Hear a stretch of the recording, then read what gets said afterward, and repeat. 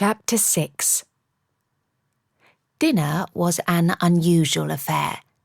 Duke had prepared sole, followed by roast pork, potatoes, salads, and finishing with jelly.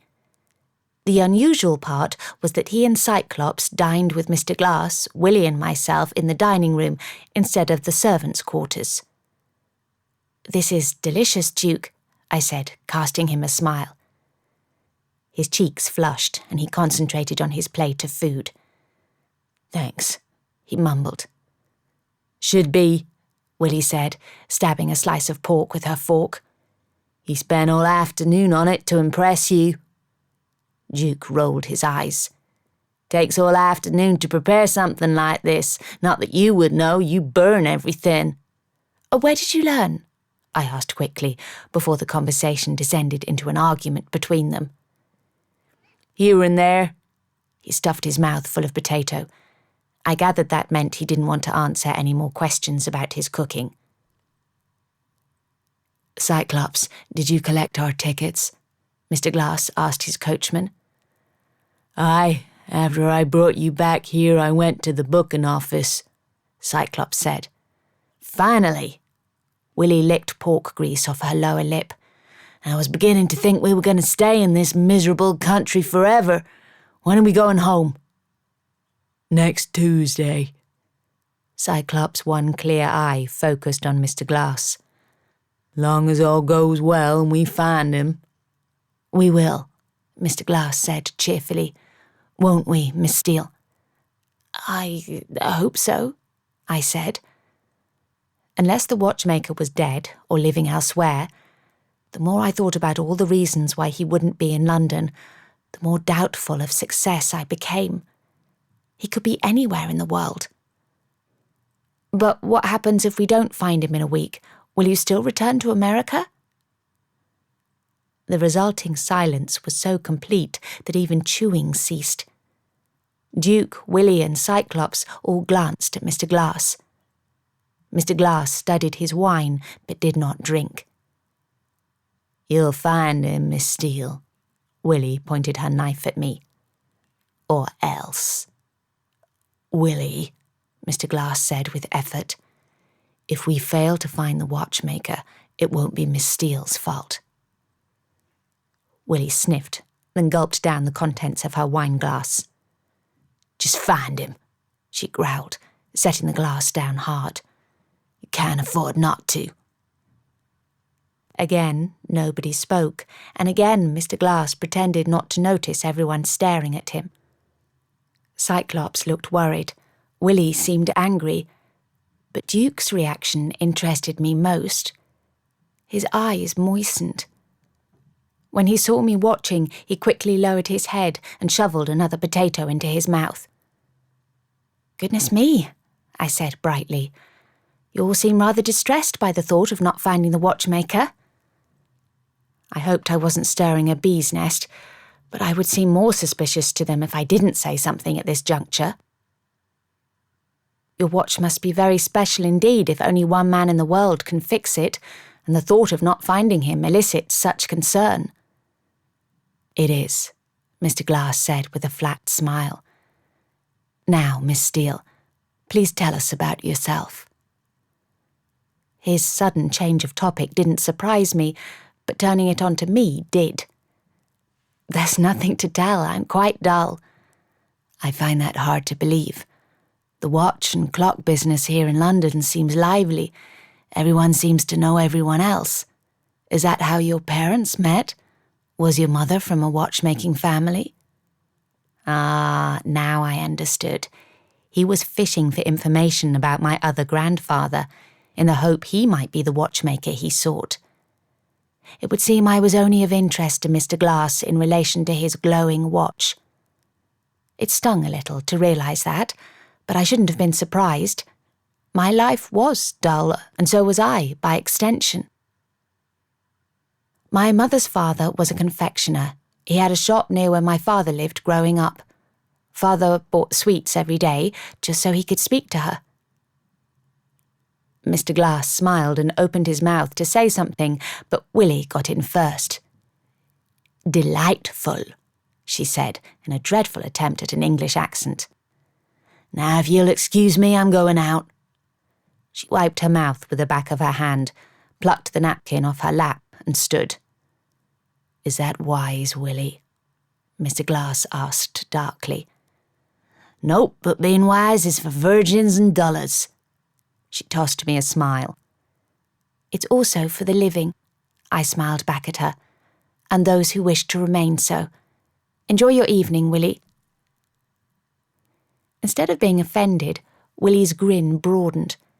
She squared up to face me. "Care to join me, Miss Steele? I could teach you how to win at poker." "No," Mr. Glass snapped before I got a chance to speak. "Miss Steele does not care to join you for poker, nor should you be out playing all night. It's not safe, and it's not seemly. Things are different here in England." She snorted. "That's true, but one thing is the same, Matt. I am a free woman who can do as she pleases. Good night, all. Enjoy your evening of reading and polite conversation. I'm off to win me some English money." "If you're not back by dawn, I'm coming to fetch you," Mr. Glass called after her. She gave him a rude hand gesture that I'd only ever seen youths give to constables behind their backs. "Forgive me, Miss Steele," he said once Willie was out of earshot. "I shouldn't have answered for you." Yet it had seemed like a natural thing for him to do. Perhaps he was used to giving orders and having them obeyed, except by Willie. "I don't have to watch my cousin back home," he said. "She plays poker with a group of regulars most nights. None would dare harm her." "Why?" His mouth worked, but no words came out. Cyclops answered for him. "They're scared of Matt." I blanched. I'd expected to hear that they were scared of Willie, not her rather charming cousin. I tried to think of something to say, but in the end I simply kept silent. Mr. Glass laughed and waved off Cyclops' answer. Cyclops scowled in return. "I'm worried Willie's smart mouth will get her into trouble," Mr. Glass told me. "She seems like the sort who can get herself out of trouble well enough," I said. "You should let her hear you say that. She'd like you more for it." He sighed and passed a hand over his eyes. "The class of men she's playing against here are more cunning than the cowboys she's used to. They act all charming and gentlemanly, but they're not. They're devious." I wondered if he was speaking from direct experience or observation only. He hadn't been on our shores long, but he'd clearly come into contact with charming gentlemen who turned out to be devious. The similarity to himself struck me like a blow. He may not be English, but he was acting the part of a gentleman around me. The more I got to know him, the more I suspected it was all a charade. Few open, innocent gentlemen could thrash 3-armed thugs or instill fear in American cowboys. An outlaw, on the other hand, could. "Willie be fine," Duke said to Mr. Glass. "If she gets arrested, we'll just crack her out of jail like we did that time in Tombstone." I gasped. "You broke her out of jail? Or a cemetery?" "Holding cell," Cyclops said with a shrug. "Tombstone is a town." Strange name for a town. "Well, he was innocent," Duke assured me. Good Lord, I felt as if I'd stepped into a sensation novel. "Apologies, Miss Steele. I see we've alarmed you," Mr. Glass said. "Not at all. I'm not easily alarmed." "So I've seen," he said, with a hint of admiration and a warm smile. "Few women would have had the presence of mind to trip up a man when she was cornered. Indeed, most would have spent the rest of the day recovering from the ordeal you endured this morning." "I suppose." I couldn't look at him.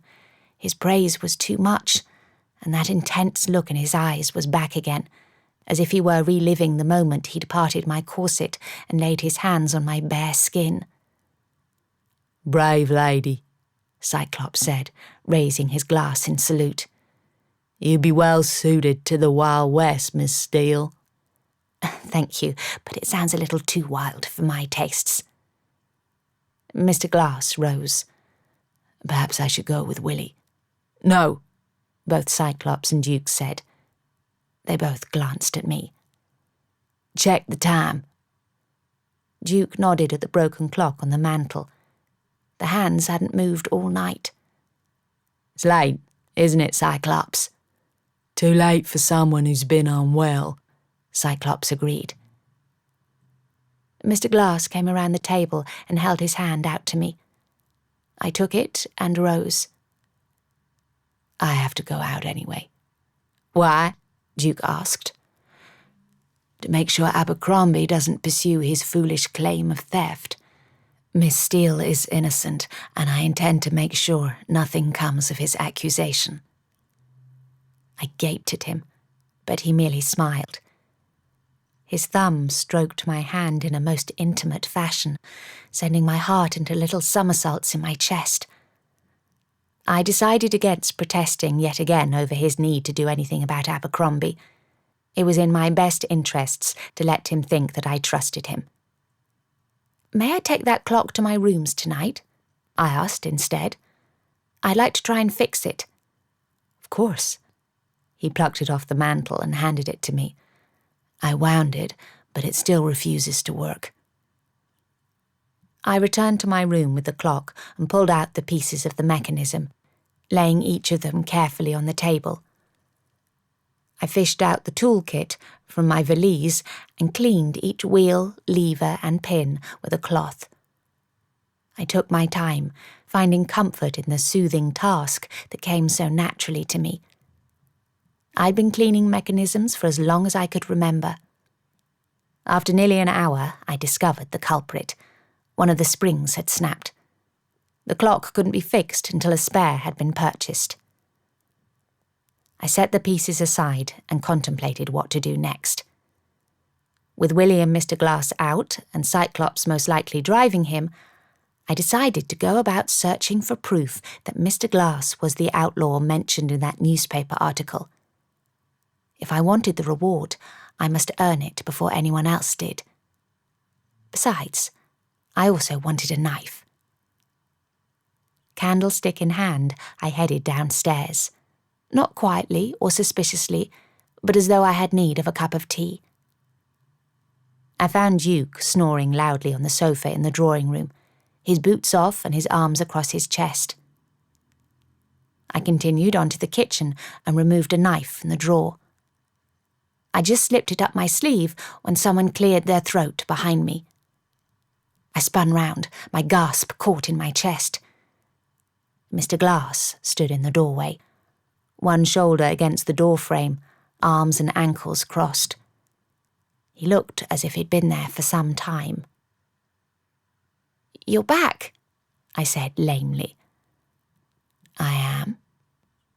His face was in shadow, but I could just make out the curve of his lips as he smiled. It was not a warm smile designed to reassure me. It was roguish and knowing, as if he was warning me that he knew what I was up to. I swallowed hard. "Did you speak with Abercrombie?" He pushed off from the doorframe and prowled into the kitchen. "I never said I was going to speak with him." "Oh." I backed away as he came closer. His smile widened ever so slightly. "What about Willie?" "She can take care of herself for one night. I wanted to come straight home." He kept advancing, and I continued to back away from him, although my retreat was pointless. There were no exits behind me. "Oh," I said again. My voice sounded breathy, girlish. "I was about to put on some tea," I said more boldly. "Would you like a cup?" "No, thank you." I felt the warmth of the range behind me and stopped. I needed to face up to this man and show him I wasn't afraid, or he might wonder why I was afraid. "Can you point to where the teacups are located?" "Are you sure you want tea?" His voice was a purr that I found mesmerizing. Or did you come down here looking for something else? Tea, I said weakly. Definitely tea. He was very close now, his feet touching the hem of my skirt. I only came up to his shoulder. My candle may have been on the table now behind him, but I could still make out the fierce intensity in his gaze as it locked with mine. I couldn't look away. Didn't want to. My heart hammered against my chest, drowning out all sensible thoughts, leaving me only with mad ones where I imagined myself kissing Mr. Glass and being kissed in return. As if he'd read my thoughts, his fingers touched mine. He caressed my palm and stroked upward to the underside of my wrist. He traced my throbbing vein and tugged aside the lace cuff of the dress. His finger continued up until it touched the point of the knife. He didn't flinch, didn't reel back in surprise. He knew it had been there the entire time. He continued to watch me with those deep, dark pools. I did not pull away, despite my brain screaming at me to run. My heart protested too by slamming into my ribs. I couldn't move, dared not. Running would invite him to catch me, and what he might do to me if he did scared me as much as it thrilled me. Careful, Miss Steele. The thick, velvety tone held more humour than threat, yet it did nothing to settle my nerves. It's hot in here. Don't get burned. He backed away, leaving the knife concealed up my sleeve, then turned. Clearly, he wasn't concerned that I'd throw the blade into his back. Teacups are in that cupboard there, he said, walking out. Don't stay up too late. I want an early start in the morning.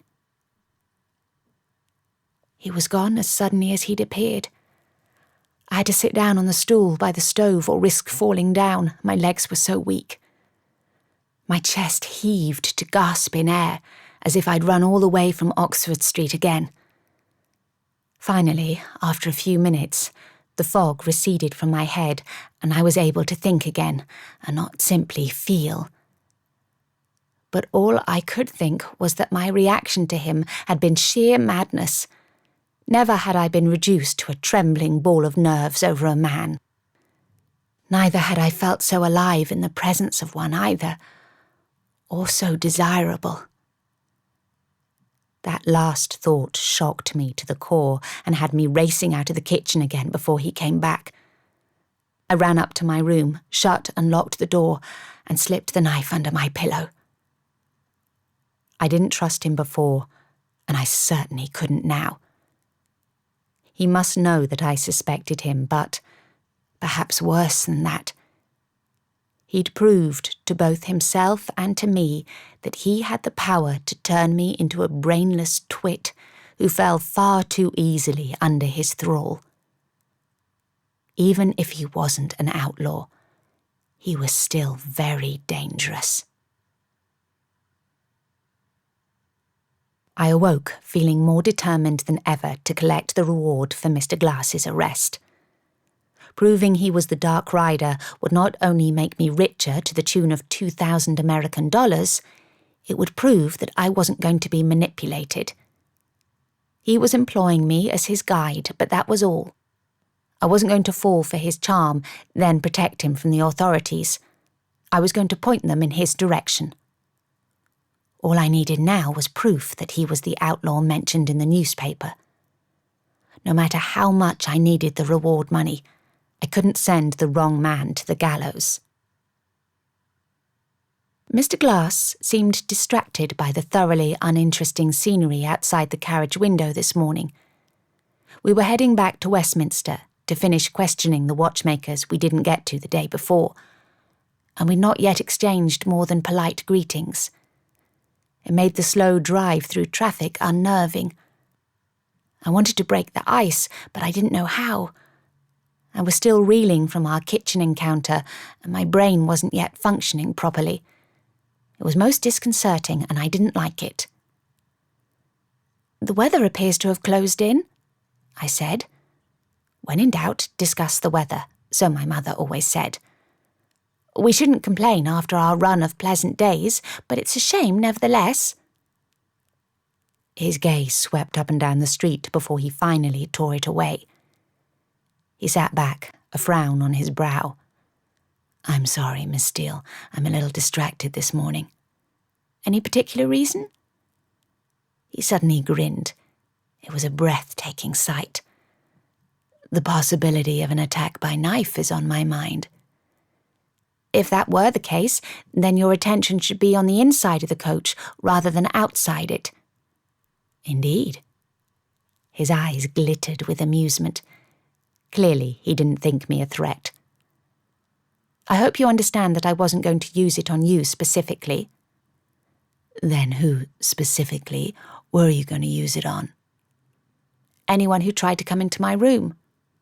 I'm a woman alone in a house with strangers, 3 of whom are men, and 1 woman who doesn't seem to like me very much. I'm sorry if that offends your sense of honour, but I'm simply being cautious." The smile disappeared from his face.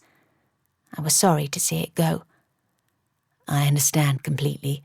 You are a woman alone in the world, thrust into a household full of people you hardly know. I'm not offended. I'm an admirer. You're remarkable." He ought to have stopped after the first sentence. The rest of his praise was a little too thick to be believable. Coupled with a gentle smile that didn't seem quite genuine, it was all too much. I'd had enough. I wanted him to know that I could see through his act, both last night's and today's. If only it would make him stop this ridiculous charade. "Please, Mr. Glass, such overly effusive praise isn't necessary." "I wouldn't call it overly." He leaned forward and clasped my hand in both of his. "Miss Steele, I am sincere." I snatched my hand away. "Stop it," I snapped. "I'm not sure if you're attempting to seduce me or merely befriend me, but let's be clear. I'm not a simpering female who falls for pretty words, flashy smiles, and heated gazes." To my surprise, he started laughing, but there was a hard edge to it. "Is that so? Then how did Hardacre win you over?" I bristled. My relationship with Eddie was none of his affair, and it was the height of rudeness to bring it up. Yet I felt compelled to answer. I'd wanted Mr. Glass to shed his false gentlemanly manner, and now that he had, I must bear the consequences. I considered my options thoroughly before accepting his hand. Eddie was always pleasant and agreeable. Unfortunately, he was a far better actor than you. I couldn't see past his words, smiles, and gazes until it was too late. Or perhaps I've learned a few things about men since then, and am wiser now. Or you're just a terrible judge of character. You were wrong about him, so perhaps you're wrong about me too. It's a shame, but you'll never know if I genuinely want to be your friend." He sighed theatrically and returned to gazing through the window. "Pity." "Oh, the man was worse than I thought." The rest of the drive seemed to take hours, but a quick check of the watch I kept in my reticule showed that it had only been 15 minutes when Cyclops stopped the coach outside Underwood Watches and Clocks. I remained in the coach since Mr. Underwood knew me. Mr. Glass didn't remain inside for long and returned to the coach after only a few minutes. He paused before climbing into the cabin, his gaze on something behind us.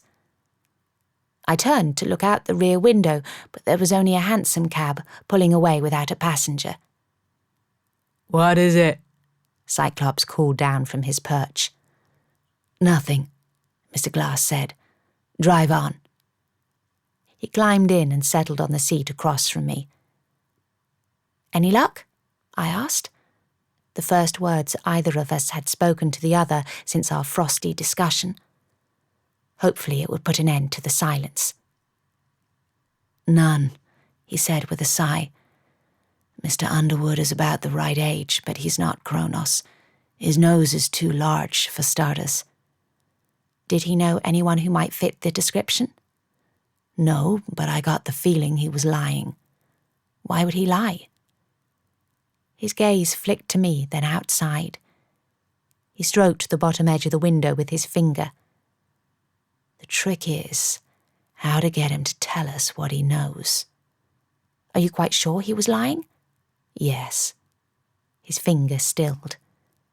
Do you know anything about him that we could use as leverage? Leverage? Do you mean to blackmail him? I got the feeling he was trying very hard not to roll his eyes.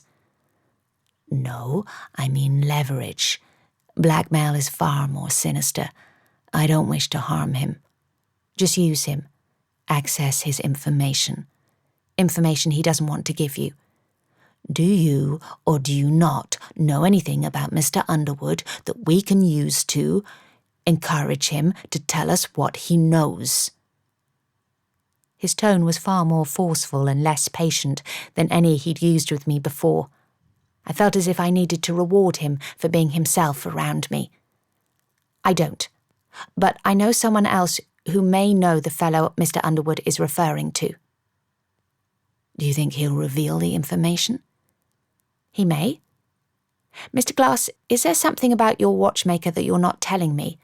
Something that gives him a reason to remain anonymous?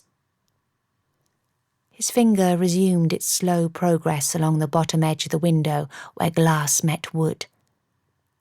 Nothing. I don't believe you. His lips flattened.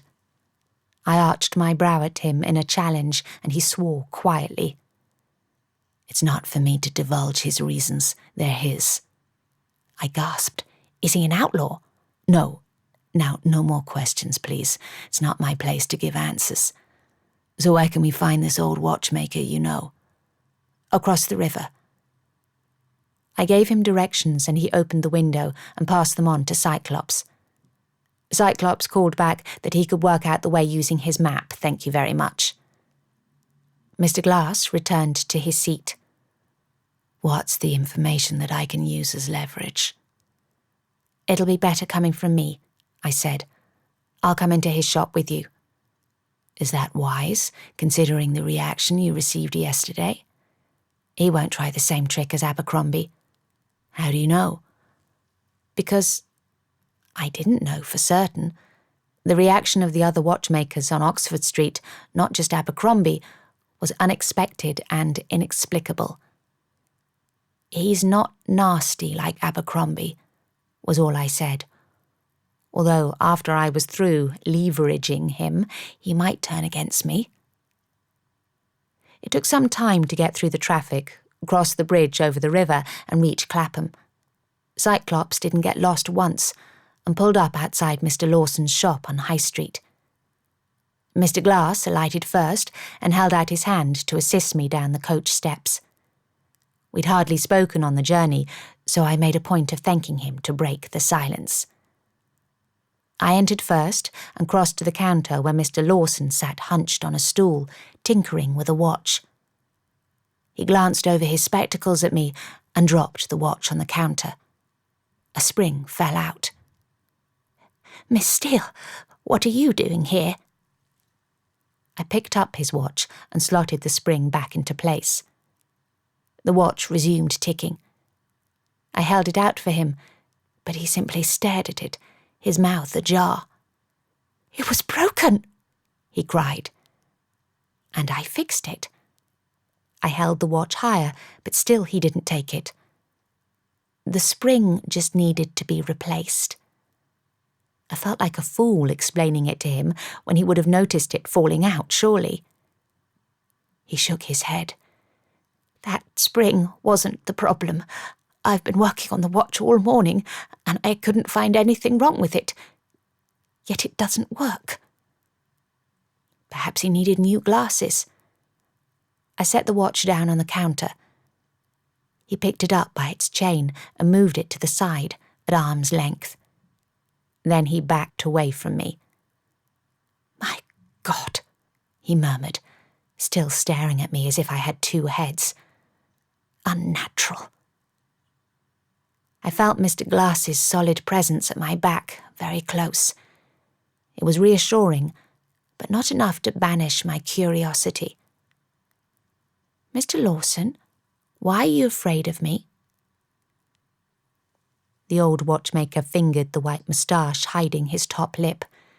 He gave a nervous little laugh. "Afraid of you? Not at all, Miss Steele, not at all. I'm simply overwhelmed to see you after all this time." His gaze shifted to the watch, then back to me. His numerous wrinkles crunched into a deep frown. "Your father and I were hardly friends these last few years." "No, you weren't." "What is it you want? I can't offer you employment." "I don't want to work for you." He looked relieved. "This is Mr. Glass," I said. "Mr. Glass, meet Mr. Lawson." Mr. Glass held out his hand. Mr. Lawson didn't come closer, so Mr. Glass lowered it. "Is this Kronos?" I asked. Mr. Glass shook his head. He then told his brief story of the mysterious Kronos and asked Mr. Lawson if he knew of a man similar in age to himself who may have been overseas 5 years ago. The more Mr. Glass spoke, the wider the watchmaker's eyes became, and they were already quite wide. I was convinced he knew the fellow Mr. Glass sought. "Well," I prompted, "who is he?" "Nobody." Mr. Lawson backed up against the wall, knocking a clock hanging there. "I know of no such man." I looked to Mr. Glass. He nodded gravely. "You're lying to us," I said to Mr. Lawson. "You do know who we're seeking."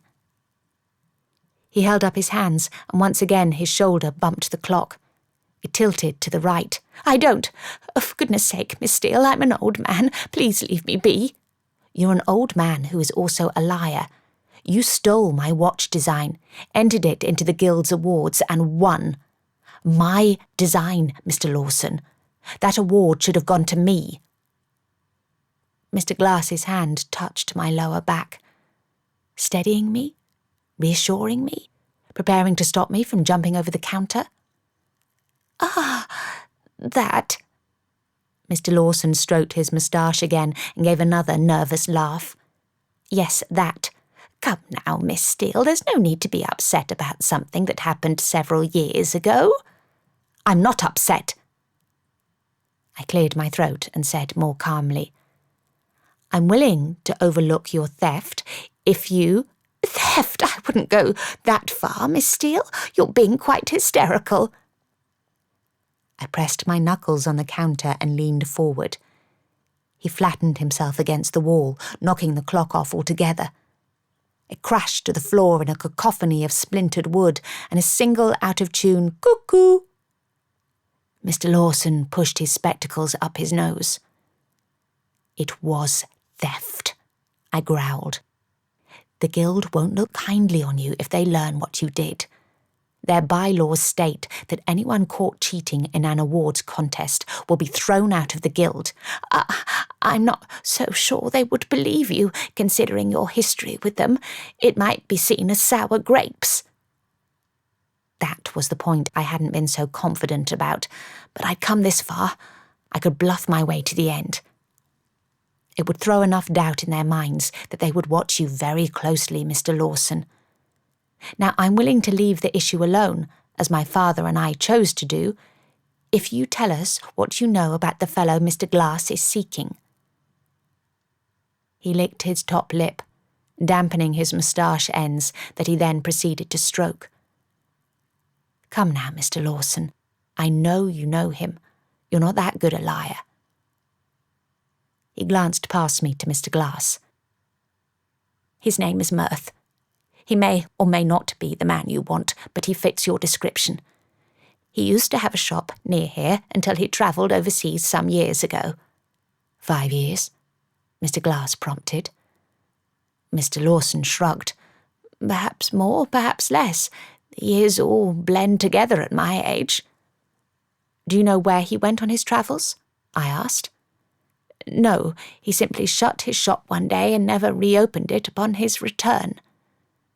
"The name isn't familiar to me," I said. "He was a watchmaker near here."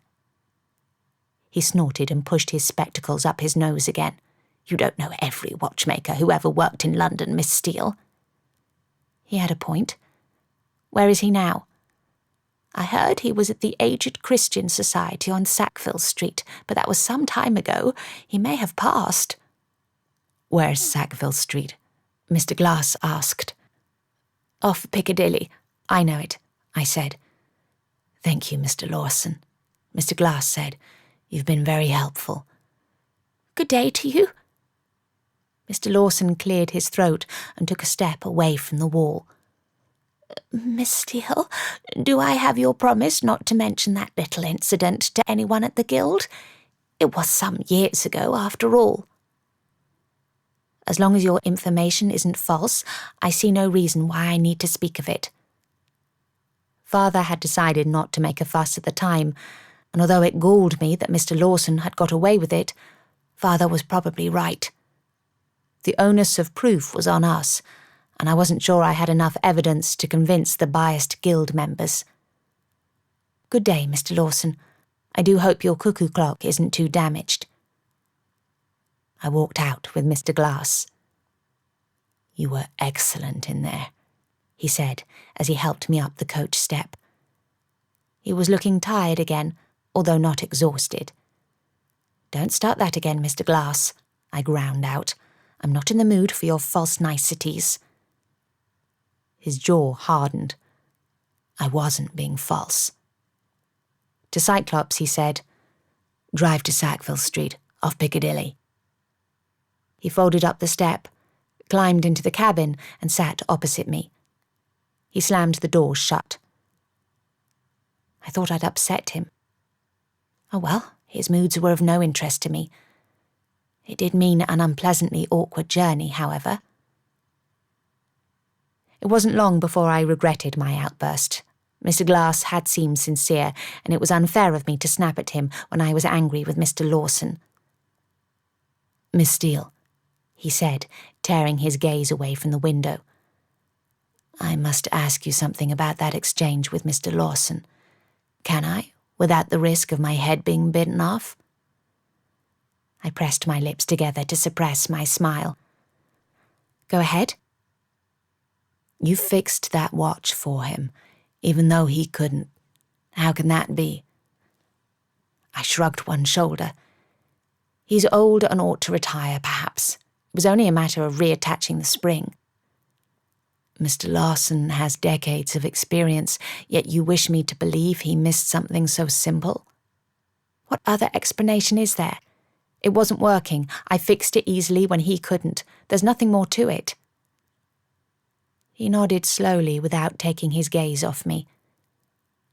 I found it unnerving, so concentrated on the streets passing us by outside. After several turns, I realized we weren't heading in the right direction. I opened the window and shouted as much up to Cyclops. He leaned over and looked back so that he could see me, then touched the side of his nose as if to keep a secret. I closed the window again. "What did he say?" Mr. Glass asked, rubbing his temples. "That he knows what he's doing." When we pulled into Park Street, Mr. Glass shoved open the door and leapt out before the coach had come to a complete stop outside his house. "What the devil are you doing?" he roared at Cyclops. "Bringing you home to rest," Cyclops said, "and keep it down, you're scaring the horse." The front door of number 16 burst open just as I stepped out of the coach. A woman in her 50s stood on the threshold, an angry scowl on her face as she took in both myself and Mr. Glass. Dressed in black lace from head to toe, she looked like a cobweb in mourning.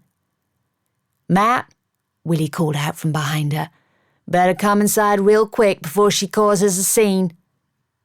"You!" The woman pointed at Mr. Glass before he had a chance to move. "Squatter! Intruder!